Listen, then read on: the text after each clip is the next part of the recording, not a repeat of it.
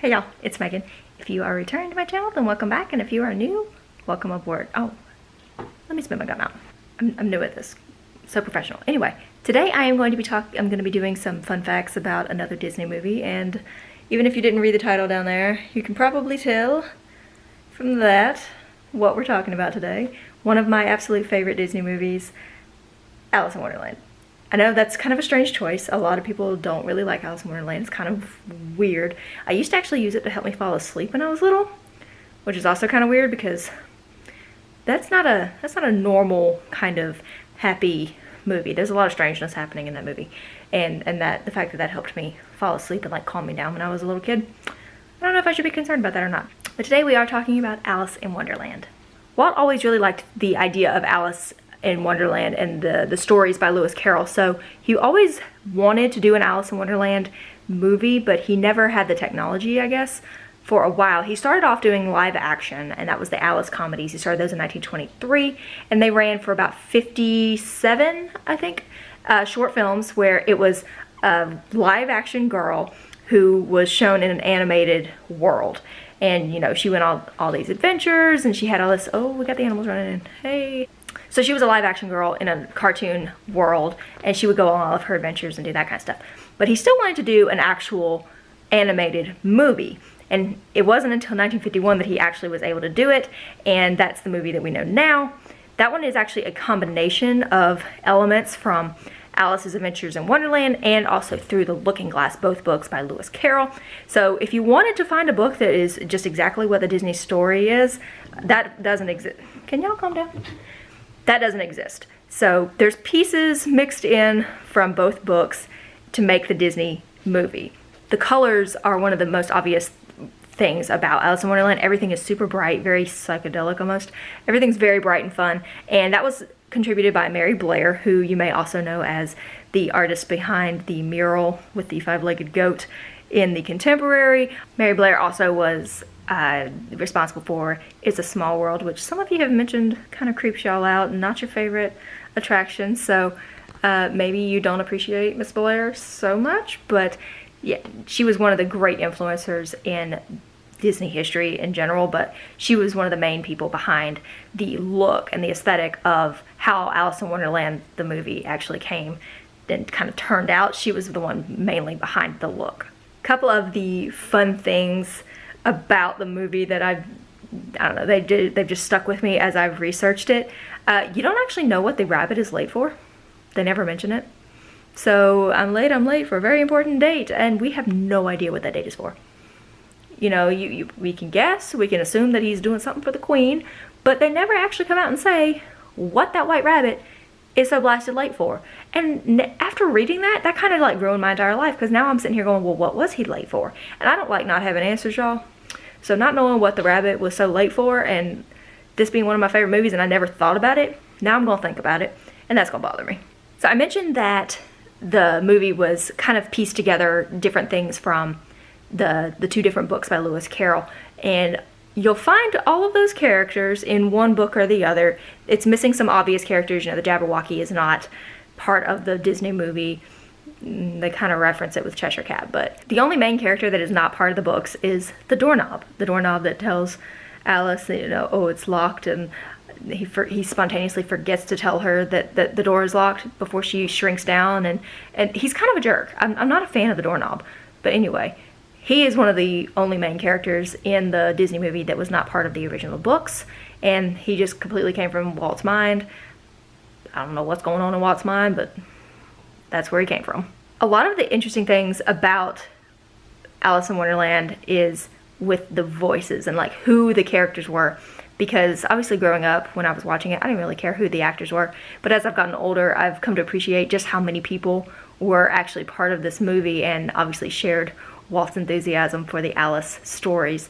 And Catherine Beaumont played Alice, and that was actually one of the few things that she did in her life. She played Alice, and she also played Wendy in Peter Pan, and she was the live action model for, you know, they didn't rotoscope for that one, but you know, where they like take the film and then they draw over it like they did for Snow White, but they did use her as a live action model, and they actually filmed a lot of the movie with her like saying the lines and stuff. They filmed a lot of her so that they could reference what she looked like and use her as the model for drawing Alice. So there's a lot of similarities there, and if you look at Alice and Wendy, you can kind of see that they were definitely based off the same person, and you can definitely hear that they're the same person because those movies didn't take place very far apart, so her voice was very similar still. So she was Alice and Wendy, and she actually just kind of did that for her life. She is the only main credited character from Alice in Wonderland that is still alive today. As of today, she is still alive. You're still with us, Catherine. Keep it up, girl.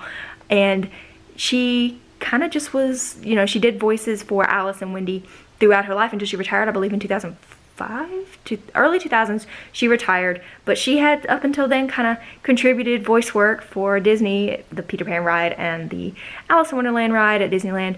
She contributed voices for up until she retired in the early 2000s. My favorite character, or one of them, I loved all of them, but the White Rabbit was always one of my favorites because he was the like anxious, like uptight, as I'm totally not like that, right, y'all? But I kind of commiserate with our poor White Rabbit friend. So he was one of my favorites, and that was played by Bill Thompson.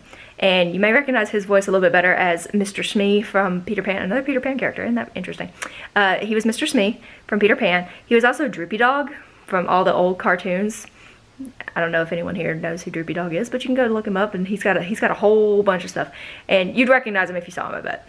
He's a pretty recognizable character, and the voice is kind of hard to mistake. So check out Droopy Dog. That's the same voice as the White Rabbit, and it's also the same voice as King Hubert from Sleeping Beauty. I don't know if you can just like immediately call to mind that character's voice, but next time you watch Sleeping Beauty, see if you can pick out the White Rabbit. He is the other king in Sleeping Beauty. I've mentioned in the Lion King Fun Facts video, which if you haven't watched that, I'll link that up there if you're interested in checking out some fun things about the Lion King. I mentioned that Jim Cummings has done a ton of voices, and one of them was Winnie the Pooh. Well, Sterling Holloway also was Winnie the Pooh. Jim Cummings kind of took over after Sterling Holloway retired and passed away.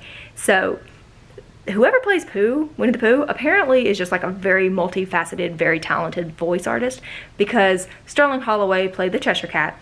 He also played Kaa in the Jungle Book, and he was Roquefort, the little mouse in the Aristocats, like the most minor character in one of the most underappreciated movies ever, but totally my favorite. I always acted out the scene where he dunks the cracker in the milk when Edgar's trying to like drug the cats. He would dunk a cracker in the milk and eat it. And I always acted that out with a Ritz myself. I didn't dunk it in anything, I just pretended. Anyway, I digress. Sterling Holloway was the Cheshire Cat. He's also Kaa and Winnie the Pooh and Roquefort, among other things, obviously. But those are just like some of the main ones. I'm just listing off the main like Disney movies, or what the main thing was that they did so that you would recognize. Another one of the main character voices that you might recognize is Pat O'Malley.